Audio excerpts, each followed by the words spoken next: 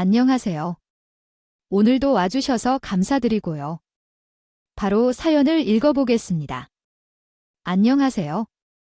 저는 40대 후반 여자입니다. 얼마 전에 마트에 갔는데 제 아들 또래 대에 속하는 여자아이가 자기 엄마의 손을 잡고 장을 보는 것을 봤어요.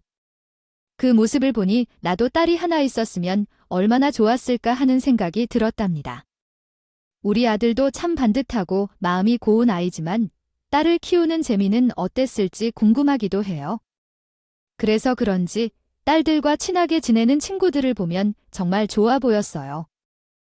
아마 제 유년 시절에 엄마에 대한 애정을 느끼지 못하면서 자랐기 때문에 그런 것도 있을 거라고 생각이 들어요. 저는 어렸을 때 엄마와 친하게 지내는 친구들을 부러워했답니다. 보통 엄마들은 아들보다도 딸과 친하게 지내는 경우가 더 많잖아요. 딸과는 나이를 먹어가면서 친구가 된다는 말이 괜히 있는 것도 아니고요. 하지만 우리 집과는 거리가 멀었던 이야기였어요. 엄마에 대한 기억을 말하자면 우리 엄마는 어린 시절부터 정말 힘들게 하는 사람이었어요. 친구들이 엄마에게 투정을 부리는 이야기를 하면 내가 속으로 복에 겨운 소리 하고 있네라는 생각으로 비아냥거렸어요. 엄마에게 투정을 부리는 건 서로 가까울 때나 가능한 일이거든요. 나에게 있어서 엄마는 그냥 가만히만 있어 주었으면 좋겠는 존재였어요. 그 이상도 이하도 아니었어요. 여자들은 아이를 낳으면 자연스럽게 모성애가 생긴다고 하잖아요. 우리 엄마에게는 예외였어요.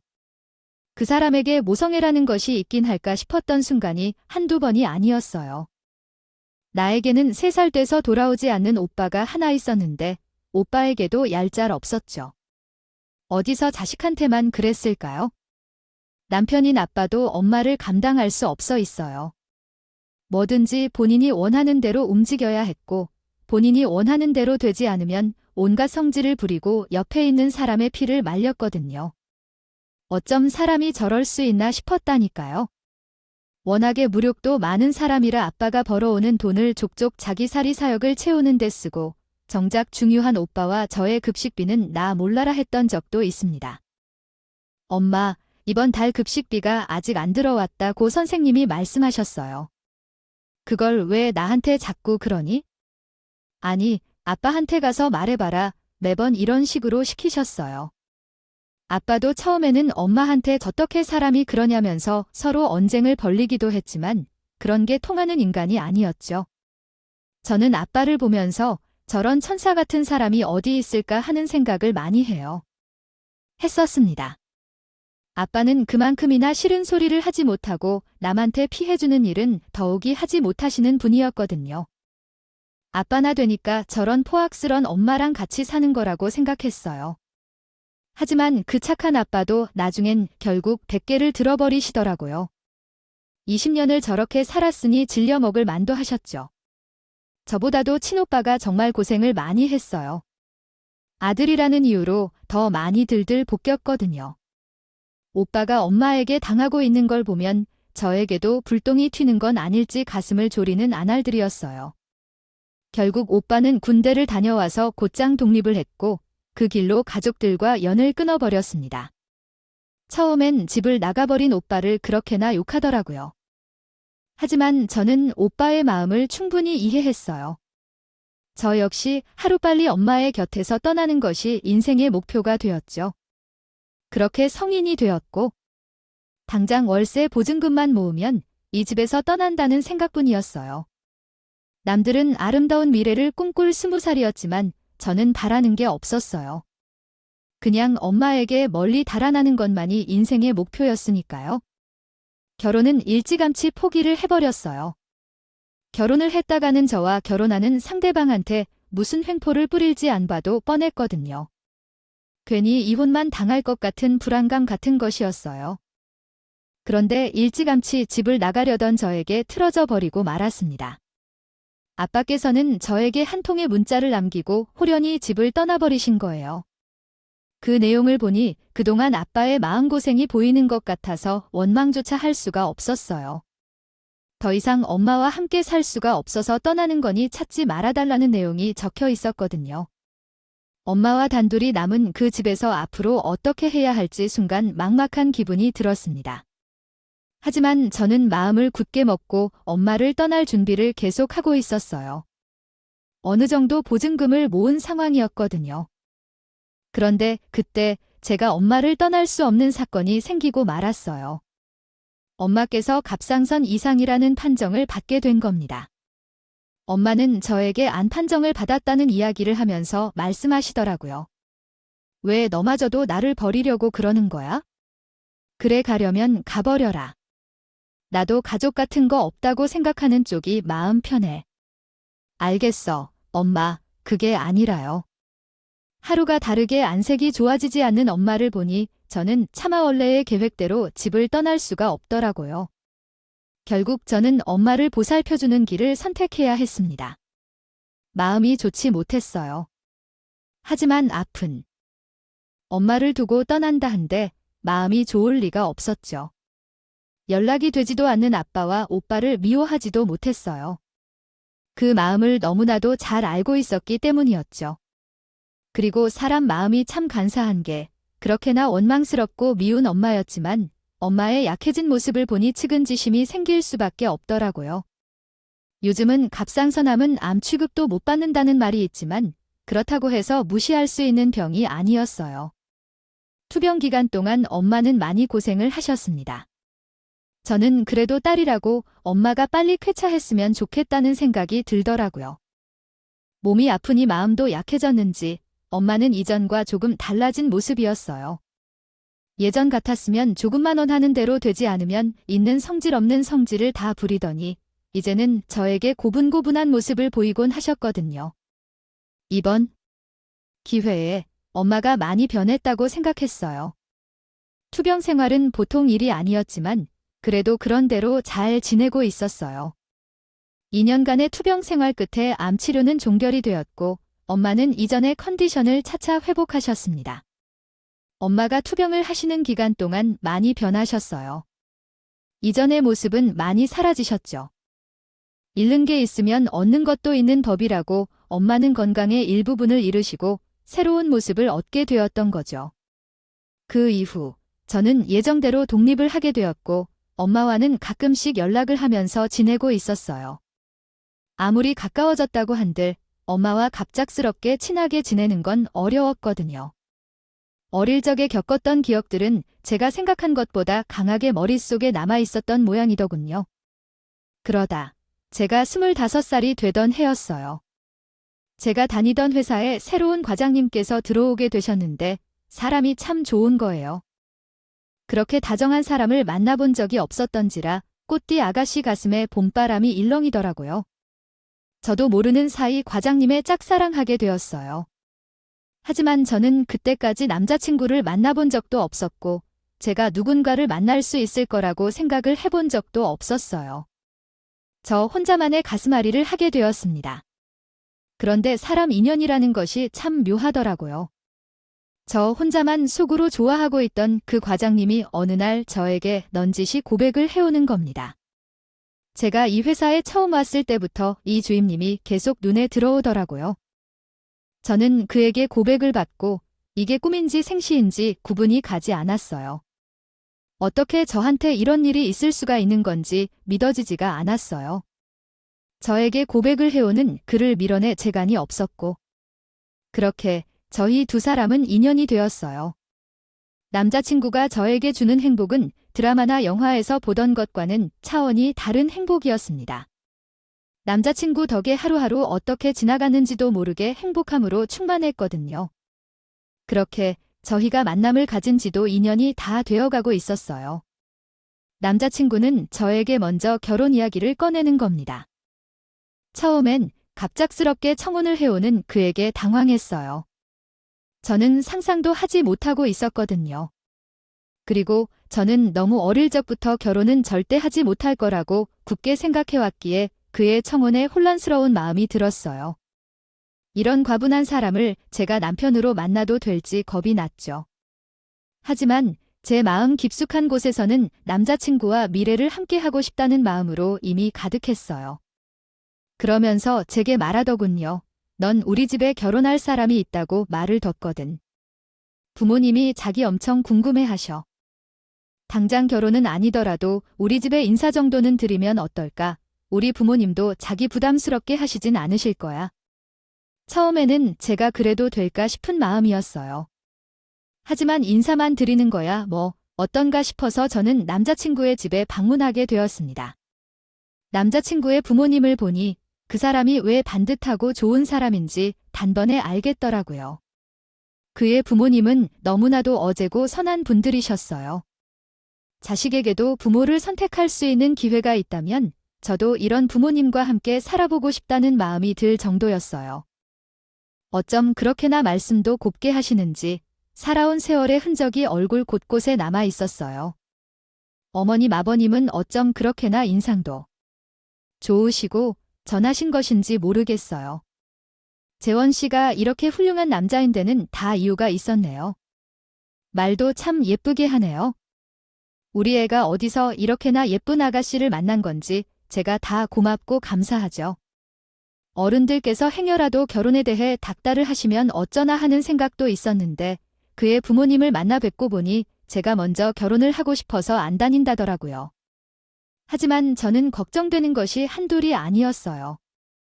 결혼을 한다고 하면 상견례도 이루어져야 하는데 엄마께서 이전의 모습이 다시 나타나면 어쩌나 하는 걱정이 들었거든요. 아무리 지금 엄마가 조금 나아지셨다고 한들 사람의 본성이라는 것을 그렇게 쉽게 변하는 게 아니잖아요. 이렇게나 좋은 분들한테 혹여나 해코지라도 할까봐 걱정되는 마음이 앞섰어요. 또 결혼식을 한다고 하면 저는 혼주석에 아빠 자리가 비어 있으니 그것도 신경이 쓰이더라고요. 아빠와 오빠가 집에서 도망을 간 걸 시부모님 되실 분들이 알게 되신다면 이것 또한 어떻게 생각을 하실지 걱정이었어요. 하지만 저의 이런 초조한 마음을 가라앉혀주는 건 남자친구였습니다. 아직 일어나지도 않은 일들에 너무 걱정하지 않아도 돼. 우리 부모님 생각보다 이런저런 일들 많이 겪고 오신 분들이라 여간한 일에는 눈도 꿈쩍 안 하셔. 남자친구의 말에 마음이 눈 녹듯이 녹는 것이 느껴졌어요. 우리 둘이서만 잘 살면 그만이라는 말에 용기를 낼 수 있었어요. 그렇게 저희는 결혼을 결심하게 되었고 상견례를 곧바로 진행했어요. 상견례가 이루어지던 날 얼마나 긴장을 했는지 몰라요. 남자친구는 부모님께 저희 집 사정을 슬쩍 귀띔했던 모양이었어요. 역시나 인자하고 속이 깊은 분들이라 저희 부모님께 난감한 질문 같은 건 하지 않으시더라고요. 그런데 저희 엄마도 웬일인지 시부모님과 예비 신랑에게 다정한 모습을 보이시면서 잘하는 겁니다. 엄마가 정말 이전과는 많이 달라졌구나 싶었어요. 이렇게 결혼만 하면 우리 둘이 행복할 수 있겠다는 생각에 얼마나 마음이 놓였는지 몰라요. 남자친구와 저는 결혼식까지 속전속결로 모든 것이 이루어졌습니다. 엄마의 의외성은 그뿐이 아니었어요. 사고만 치지 않아도 감지덕지라고 생각했는데 의외로 저희 시어머님과 친하게 지내면서 살가운 모습을 보여주셨거든요. 시어머님께서 저에게 이런 말씀까지 하셨다니까요. 사부인께서 어쩜 그렇게나 성격도 활발하고 좋으신지 모르겠어. 사돈을 잘 만나는 것도 복이라고 하는데 우리 며느리가 참 복덩이구나. 어머님도 참 그렇게 봐주시니까 제가 더 감사하죠. 왜 결혼을 하면서 인생이 많이 바뀌는 사람들이 있다고 하는데 그게 아마 제가 아닐까 싶었습니다. 결혼 후의 인생은 정말 많이 변하게 되었어요.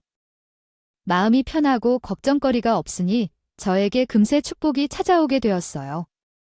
어느 날 예상치 못하게 임신을 한 겁니다. 제 임신으로 온 가족이 축제 분위기였어요. 하루가 멀다 하고 시어머님은 먹을 것들을 해서 저에게 가져다 주셨고 엄마 또한 저를 많이 보살펴 주셨어요. 가족들이 양쪽에서 이렇게나 많이 도와주시고 축하를 해주시니 아이 또한 건강하게 태어나 주었어요. 복스러운 아들이 태어났다고 얼마나 기뻐하셨는지 몰라요. 너희들이 이렇게나 잘 사는 것만 봐도 엄마는 배가 불러 정말이야. 시어머님께서는 특히나 가장 기뻐하셨어요. 결혼을 하고 나서 하루 빨리 아이가 생겼으면 하는 바람이 있으셨는데 제가 떡두꺼비 같은 아들을 낳았으니 얼마나 행복하셨겠어요. 아이를 낳으면 엄마의 마음을 알게 된다고들 하잖아요. 저 또한 엄마가 되고 나니 괜히 애틋한 마음 같은 것들이 생기더라고요. 저는 몸이 회복되고 얼마 지나지 않아서 빨리 회사에 복직을 하고 싶었어요. 조금만 더 하면 진급을 할 수 있는 기회가 눈앞에 있던 상황이었거든요. 저의 마음을 알고 계셨던 어머님께서는 아이 케어는 걱정하지 말라면서 하고 싶은 일을 마음껏 하라고 말씀해 주셨어요. 덕분에 저는 편하게 회사 일을 다닐 수 있었죠. 그런데 얼마 뒤 엄마께서 저에게 그러는 겁니다. 아니, 사부인께서 유겸이를 도맡아서 챙겨주는 증거였어. 그런 거면 엄마한테 말을 했어야지. 아니, 그냥 번호 줘서 해보는 게 어제 쉬운 일인가? 우리가 돌아가면서 맡아주마 엄마, 정말 괜찮겠어요. 무리하지 않으셔도 돼요? 아이, 우리는 무슨 다른 사람도 아니고 내 손주인데 엄마는 외할머니가 되고 나더니 이전의 모습은 이제 찾아볼 수가 없다 싶었어요. 진작 저렇게 살았으면 얼마나 좋았을까 하는 생각을 했지만 이미 다 지나간 일을 뭐 어쩌겠나요? 그렇게 친정엄마, 시어머님은 번갈아 가면서 우리 아들을 돌봐주셨고 때로는 두 분이서 같이 돌봐주는 날도 있었어요. 두 어머니들 덕분에 저는 마음 편하게 직장 생활을 할 수 있었어요. 제가 참 복받은 사람이라고 생각했어요. 그런데 어느 날인가부터 엄마한테 약간 이상한 낌새 같은 것이 보이는 겁니다. 원체 본인이 원하는 대로 살아오신 분이라 남 눈치 같은 건 일절 보는 법이 없는 분인데 엄마께서 시어머님의 눈치를 보는 거예요. 처음에는 제가 예민하게 반응하는 것이라고 생각했어요. 절대 그럴 뿐이 아니라는 생각 때문에 그랬었죠. 그런데 내가 이상한 게 아니구나 하는 생각을 하게 된 일이 있었어요. 그날은 두 분이서 같이 아들을 돌봐주셨던 날이 있었는데 제가 두 어머님께 식사라도 대접을 하고 싶어서 몰래 반차를 내고 일찍 집에 들어갔거든요.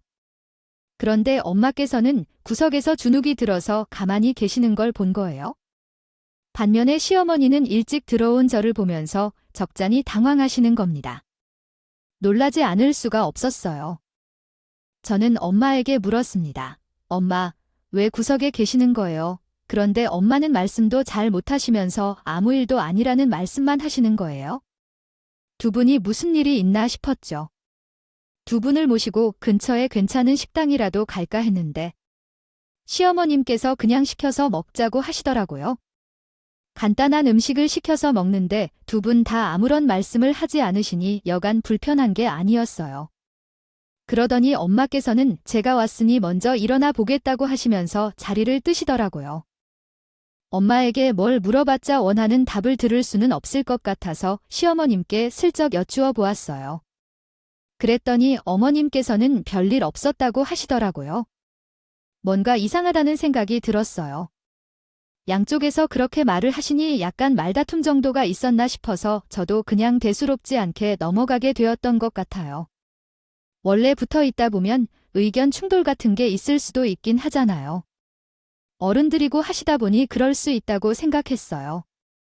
저도 일하랴 아이 돌보랴 정신이 없어서 유야무야 넘어가게 되었는데 또 한 번 사달이 나게 되었어요. 그날은 저희 집에서 시어머님께서 아이를 돌보러 와주신 날이었어요. 제가 몸이 좋지 못해서 일찍 일을 마치고 집에 들어와서 어머님이 끓여주신 죽을 먹고 잠시 쉬고 있었어요. 그런데 잠시 후 현관문 비밀번호가 열리는 소리가 들렸고 저희 엄마께서 들어오신 겁니다. 엄마, 이 시간에 어쩐 일이세요? 오늘 오시는 날 아니잖아요. 그게 아이 근처에 일이 있어서 왔다가 유겸이 좋아하는 딸기 좀 사왔지? 너는 어쩐 일로 이 시간에 집에 있어? 저는 엄마께 일찍 오게 된 자초지종을 말했어요. 그렇게 잠시 저희 셋이 같이 있었는데 두 어머니들 사이에 기류가 참 묘하더라고요. 누구 하나 먼저 말을 하지 않고 계시는데 저까지 마음이 자불안석이 되더라고요. 그렇게 어색한 시간이 흐르고 있었는데 저희 엄마께서 그 상황이 불편하셨는지 그만 드시던 커피를 어머님의 가방에 쏟고만 겁니다. 그런데 엄마는 이상하다 싶을 만큼 불안했던 모습을 보이셨어요. 그런 게 아니라 사부인, 괜찮아요? 아, 괜찮다고요? 오히려 어머님은 저희 엄마께 단호하고 강한 어조로 말씀을 하시는 겁니다.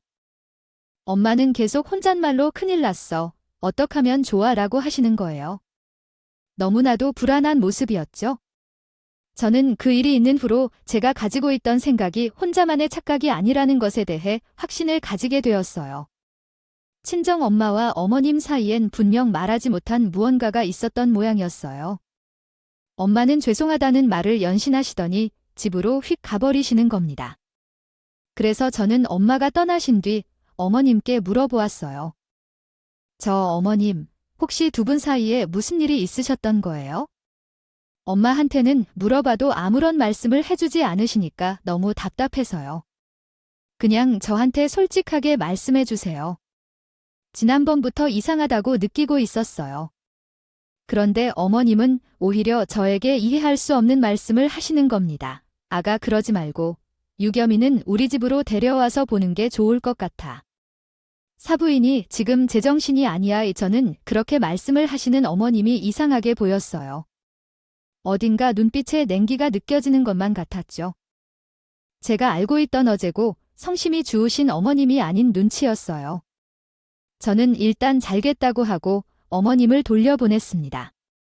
그런데 그 이후 엄마는 저에게 더 이상 우리 집에서 아이를 봐줄 수 없을 것 같다면서 아들을 친정집에 데려다 놓으라고 하시는군요 거예요.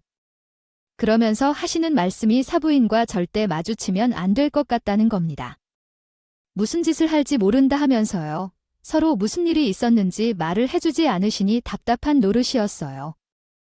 하지만 엄마가 저렇게나 극도로 불안한 모습을 보이고 있으니 저로서는 엄마의 편에 절 수밖에 없었죠.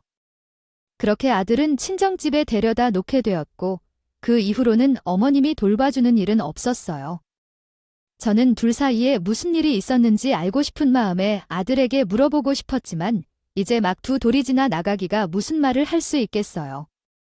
그저 모든 일이 저 때문인 것만 같아서 가슴을 칠 뿐이었습니다. 일이 뭐 그렇게 대단한 거라고 사이좋던 두 분을 이렇게 서먹하게 만들었는지 싶었어요. 그리고 엄마의 불안한 모습을 본 이상 저는 친정집에 더 많이 연락을 하면서 지낼 수밖에 없었어요. 제가 전화를 하면 그저 잘 있으니 걱정 말라는 말씀뿐이었죠. 저는 가끔씩 친정집 근처로 외근을 나가곤 했었어요. 그럴 때면 아들도 보고 집밥도 먹을 겸 친정집에 가려고 해도 엄마는 한사코 지금은 절대 오면 안 된다고 하는 거예요. 딸이 내 집에 가는 건데도 엄마가 저런 식으로 반응을 하시니 저로서도 이해하기 힘들었어요. 집 근처에서 전화를 하면 지금 바빠서 오면 안 된다는 식이었죠.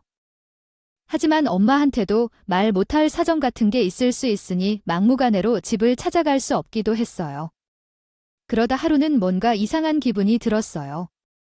그날도 제가 친정집 근처로 외근을 나갔는데 왠지 그냥 집에 한번 가볼까 싶은 생각이 드는 겁니다. 그런데 괜히 갔다가 엄마의 예전 모습이라도 보는 건 아닐까 하는 겁이 덜컥 나더라고요. 긁어 부스럼을 만드는 건 아닐까 하는요. 생각에 차를 돌려나가려고 하는데 저는 너무 놀라운 걸 봤어요. 저희 집 주차장에 시어머님의 차가 주차되어 있는 거예요. 어머님이 저희 집에 오셨을 리가 만무한데 주차가 되어 있으니 얼마나 놀랐겠어요. 저는 제가 느낀 이상한 기분이 괜한 기후가 아니라는 걸 확신할 수 있었어요. 그렇게 집으로 아무런 예고 없이 들이닥쳤는데 제 눈앞에 펼쳐진 광경을 보고 온몸을 사시나무 떨듯이 덜덜 떨 수밖에 없었습니다. 너무 놀라서 그 자리에 주저앉아 버렸죠. 제가 본 것은 시어머님 앞에서 스스로 개 목줄을 하고 있는 친정엄마였어요. 도저히 보고도 믿을 수가 없는 처참하고 기괴한 광경이었어요. 어떻게 이런 일이 있을 수가 있는 건지 어이가 없고 화가 치밀어 올랐습니다. 진정되지 않은 가슴으로 저는 엄마에게 달려가서 그 목줄을 풀어드렸어요. 엄마는 닭똥 같은 눈물을 뚝뚝 흘리시면서 그러시는 겁니다. 너 여기 오면 안 된다고 내가 그러지 않았어. 엄마, 이게 다 무슨 일이에요? 네, 엄마 제발 말씀 좀 해보세요. 엄마는 아무런 말씀을 하지 못하시고 그저 눈물만 흘리실 분이었어요. 저는 목줄을 들고 시모에게 달려가서 윽박을 지르며 물어보았어요.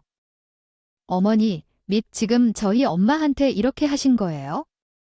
그래 놓고 우리 엄마를 제정신이 아닌 사람으로 몰아간 거고요. 아무리 생각해도 이상하다 했어요. 도대체 뭐 때문에 사람을 이렇게 굴욕적으로 괴롭히시는 건데요? 네, 저는 이성을 잃고 시모에게 달려들었어요. 시모, 그 악마 같은 인간은 그런 저와 엄마를 한심하다는 뜻이 바라보는 겁니다. 그러더니 이러는 거예요. 내가 보기에 저 양반이 지금 제정신이 맞는 것 같아 보이니 저는 놀라서 시모를 막아섰어요. 저희 엄마, 지금 이렇게나 불안해 하시고 계시는 거 안 보이세요? 그동안 어쩜 그렇게 두 얼굴로 사신 거예요? 저도 완전 감쪽같이 속을 뻔했네요.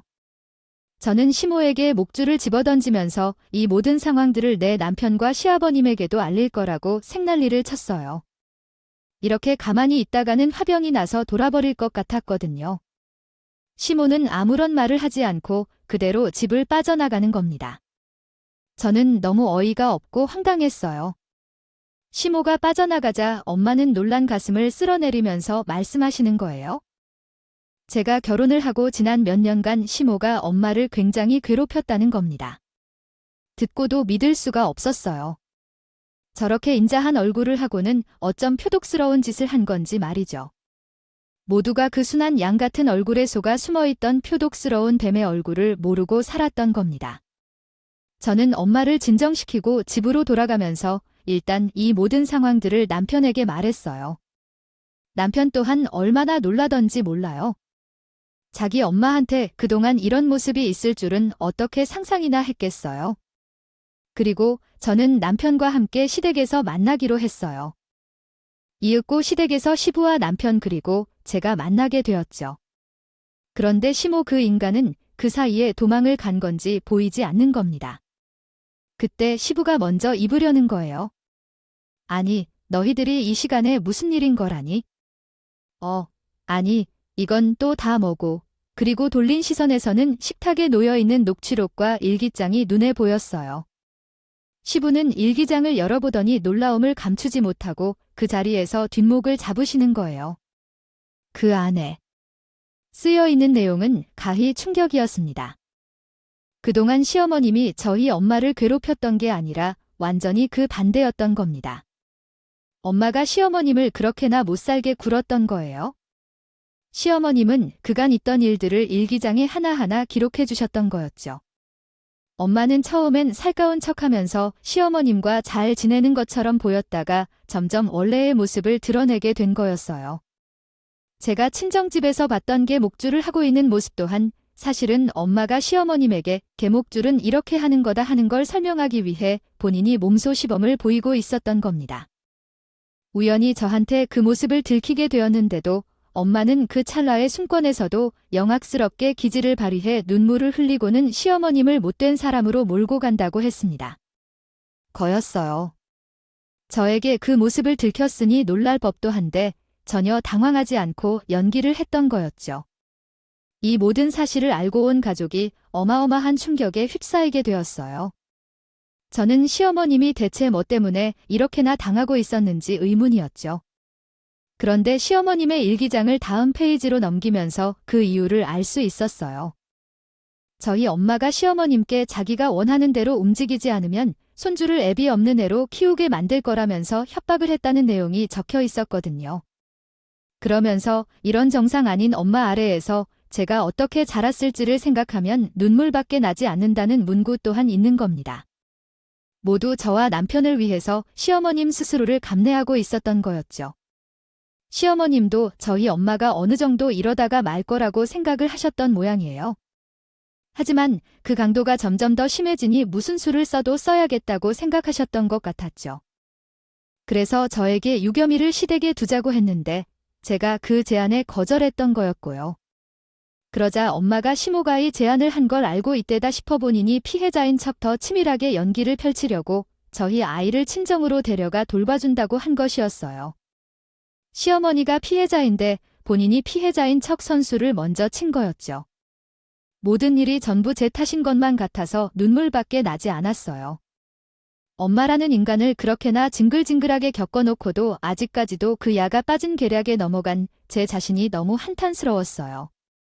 그리고 결정적으로 악마 같은 엄마가 저희 아들을 친정으로 데려가 돌본다고 했던 게 제가 집에 홈캠을 설치하면서부터였어요. 아무래도 집에 홈캠이 있으면 더 이상 본인이 저희 시어머니를 원하는 대로 써먹을 수가 없으니까 시모를 친정으로 불러서 부려먹으려고 치밀한 알리바이를 만들기 위해서 시어머니 앞에서 벌벌 떠는 헐리우드 액션까지 취했던 겁니다. 그래야 저로부터 의심의 눈초리를 받지 않을 수 있으니까요. 그 이후부터는 어머님의 친정집으로 불러들여서 본래의 모습을 아주 유감없이 드러냈던 거예요. 그 말 같지도 않은 게 목줄까지 어머님께 들이미로 쓰니 상황이 얼마나 막장인지 알 수 있었죠. 모든 일들의 증거는 어머님이 남겨놓은 녹취록에 남아 있었어요. 녹음 파일 안에 들어있는 내용을 들어보니 엄마는 제가 벌벌 떨고 두려워하던 과거의 그 포악한 모습 그대로였어요. 엄마는 과거에서 하나도 변하지 않았던 거였습니다. 투병 생활 중에는 기운이 없으니 잠시 그 모습을 숨기고 있었을 뿐이었죠. 녹은 파일에서 어머님이 제발 이런 짓을 그만두라고 말하자 엄마는 제가 알던 그 모습, 그 목소리 그대로 소리를 고래고래 지르면서 사람의 혼을 쏙 빼놓는 거예요. 저 공포 속에서 시어머님이 얼마나 두려웠을지 생각을 하니 눈물이 났습니다. 그렇게 시어머님이 우리 엄마가 무서워서 모든 증거를 내려두고 도망을 가버리셨어요. 휴대폰을 두고 가셨으니 어머님을 찾을 방법이 전혀 없었죠. 어머님의 속뜻을 알지도 못한 채 이런 말도 안 되는 일이 있었는 줄도 모르고 그 뱀 같은 엄마의 편에 들었던 제가 너무 등신 같아서 화가 났습니다.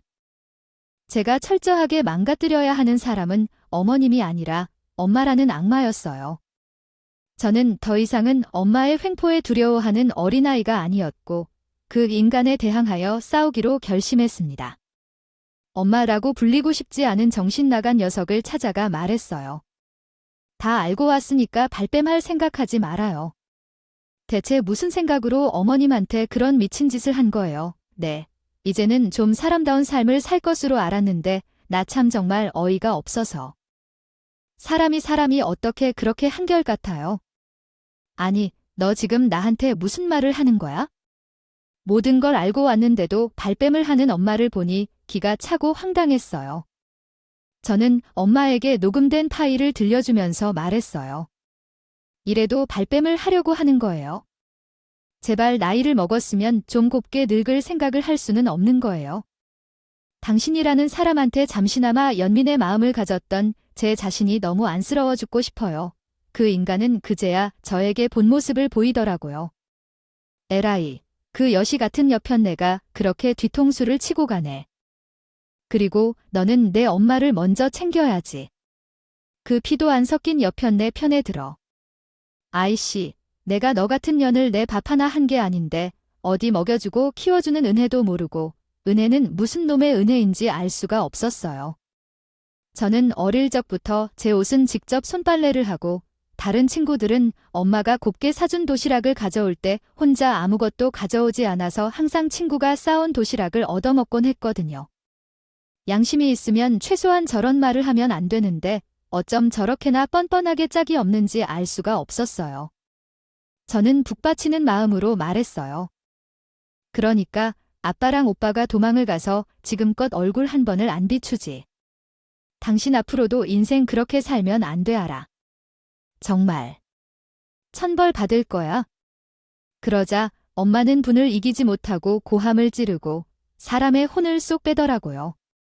그것마저 그대로였어요. 오죽 심하게 싸우니 옆집에서 저희 집 문을 두드리는 겁니다. 저는 더 이상 그 횡포에 굴하지 않고 맞서 싸우면서 도대체 무슨 이유 때문에 그런 거냐고 말했어요. 그랬더니 하는다는 소리가 돈 때문이라는 겁니다. 저희 시댁은 과거에 아버님께서 사업을 하셔서 여유가 좀 있는 편이었거든요. 노후까지 안정적인 자금이 있었죠. 외동아들인 남편이 나중에 그 돈을 전부 물려받게 될 텐데 어머님은 나쁜 인간으로 만들면 나중에 그 돈이 결국 불쌍한 자기한테 들어올 거라고 생각을 했다는 겁니다. 저는 너무 어이가 없고 황당했어요. 아빠와 함께 살 때도 그렇게나 돈도 나면서 돈을 밝히더니 그런 알량한 이유로 한 사람의 인생을 파괴하려고 했던 겁니다.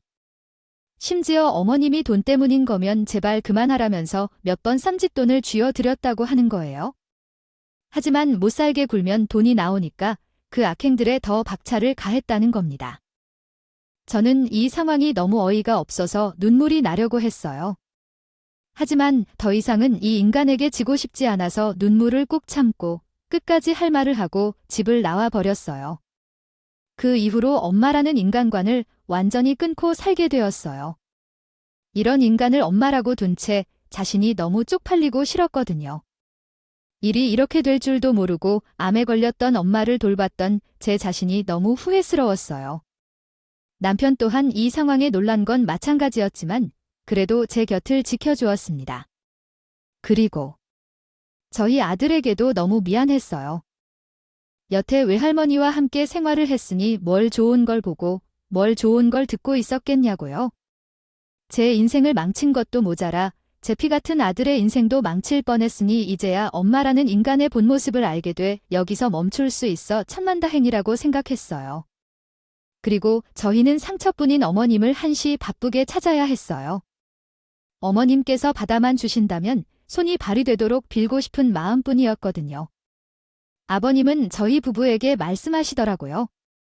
아마 그 사람 지금 고향에 가 있을 거야.